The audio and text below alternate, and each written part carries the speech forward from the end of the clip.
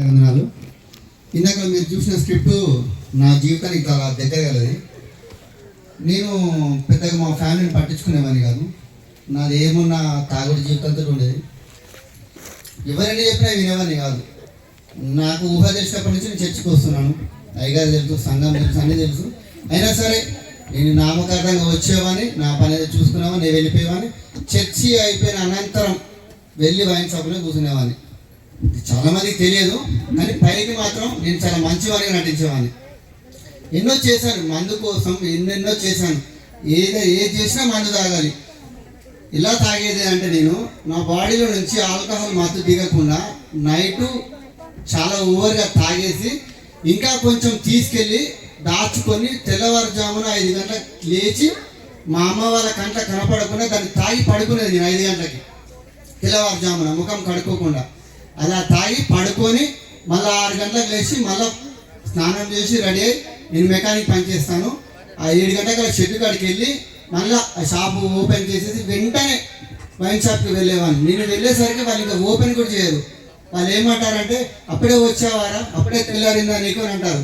నేను లేచాను, ఇంట్లో తాగాను, మళ్ళీ మీ దగ్గరికి వచ్చాను, మీరే ఇంకా లేవలేదని చెప్పేసి వాళ్ళనే చెప్పేవాడిని. నేను అలా పొద్దున్నే 7 గంటలకు తాగి షాప్ కాడికి వచ్చి ఏదైనా పని ఉంటే చేసుకుని మళ్ళీ 9 గంటలకు వెళ్ళిపోయేవాడిని. అలా పూటకి తాగేవాడిని. మందుని మంచినీళ్ళు లెక్క తాగేవాడిని. ఒక పూటకి అన్నం లేకపోయినా అలానే మందు తాగుతుండేవాడిని. ఇలా చూస్తున్న కొన్ని గడియలలో మా అమ్మ చూసి అలసిపోయింది. ఇక నువ్వు ఎందుకు రాయిగా, నువ్వు మారవారా అని బాగా క్షీణించి ఏడ్చుకుంటూ ప్రార్థన చేసేది. నేను అవన్నీ పట్టించుకోకుండా వదిలేసేవాడిని. కానీ ఒక పరిస్థితిలో మా అమ్మ ఏడుపు నాకు చాలా బాధ అనిపించింది. నేనేం చేయాలి, నేను ఎలాగో చర్చికి వస్తున్నా, పాటలు పాడుతున్నా, కానీ నేనేం చేయాలి, నా వల్ల కావట్లేదు. అలా అనుకున్న సమయంలో మన చర్చి ఒక అన్నయ్య నాకు కలిశాడు. అన్నా, నా పరిస్థితి ఇది, నేనైతే మందు మానలేకపోతానన్నా, నా వలేక కాదు, అది లేదే నేను బతకలేను, నాకు మందు ఉంటే చాలు, కానీ నేనేం చేయాలి, కానీ మా అమ్మ బాధ నేను చూడలేకపోతాను అన్నప్పుడు అన్న కొన్ని విషయాలు నాకు చెప్పిండు. తమ్ముడు, నువ్వు చర్చికి వెళ్తున్నావు అంటే వెళ్తానన్నా, ఎప్పుడు టైం దొరికినప్పుడు.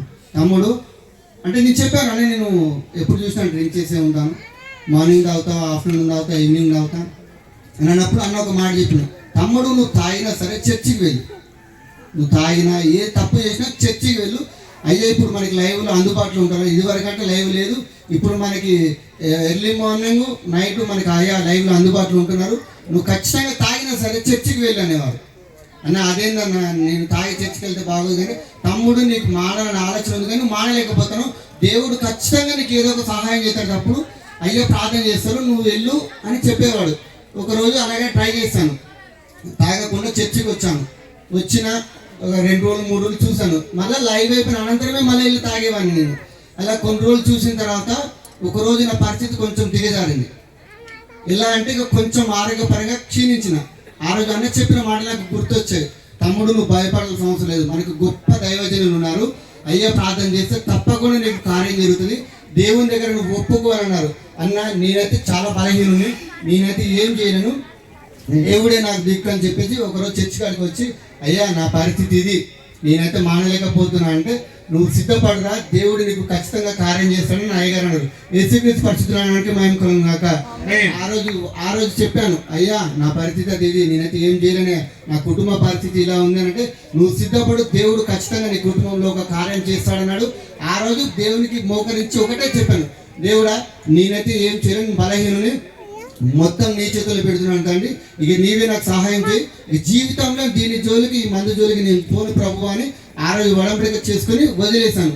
కానీ ఆశ్చర్యకర విషయం ఏంటంటే, ఇప్పుడు 3 సంవత్సరాలు అవుతుంది, ఇంతమంది దాని జోలి కూడా నాకు రాలేదు.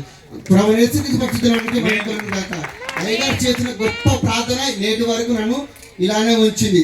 ఇంకొక ముఖ్య విషయం ఏంటంటే, నా కుటుంబం ఆర్థిక పరిస్థితుల నుంచి దేవుడు నన్ను విడిపించాడు. నాకు మ్యారేజ్ విషయంలో కూడా అయ్యగారు ఎంతో గొప్ప సహాయం చేశారు. జరగదని కూడా నా మ్యారేజ్ని అయ్యగారి దగ్గర జరిపించారు. నాకు ఒక చిన్న పాపకి ఇప్పుడు 2 నెలలు పాప పుట్టింది. నా కుటుంబం ఇప్పుడు సంతోషంగా ఉన్నది. ఇంకొక విషయం ఏంటంటే, నాలాగా యవ్వనస్తులు చాలా మంది ఒక విషయంలో ఒక తప్పుని, ఒక పాపాన్ని విడిచిపెట్టలేక ఎంతో మంది భయపడుతున్నారు. కొన్ని విషయంలో నా స్నేహితులతో మాట్లాడినప్పుడు వాళ్ళు ఒకటే మాట్లాడుతున్నారు, మామ నాకు దేవుడొద్దు, ఎవరొద్దు, అమ్మొద్దు, ఎవరు లేకపోయినా బాగా, కానీ నాకు ఈ పాపం ఉంటే చాలు, ఈ తప్పుడు చాలు, చచ్చిపోయినా నేను దీంతో చచ్చిపోతాను చాలా మంది అంటున్నారు. మీ అందరికీ నేను చెప్పేది ఒకటే, మనకి గొప్ప దైవజనులు ఉన్నారు. ఖచ్చితంగా ప్రార్థన చేస్తే దేవుడు మీ జీవితంలో ఖచ్చితంగా కార్యం చేస్తాడు. నమ్మకంతో దేవుణ్ణి అడగండి. అయ్యే ప్రార్థన మనం దాటిపోదు. సంఘం మన కొరకు ప్రార్థిస్తుంది. బ్రహ్మనేశ్వరుడి పరిశుద్ధనానికి మనం కలుగును గాక. దేవుడి చిన్న సాక్ష్యం దీవించును గాక. Thank you.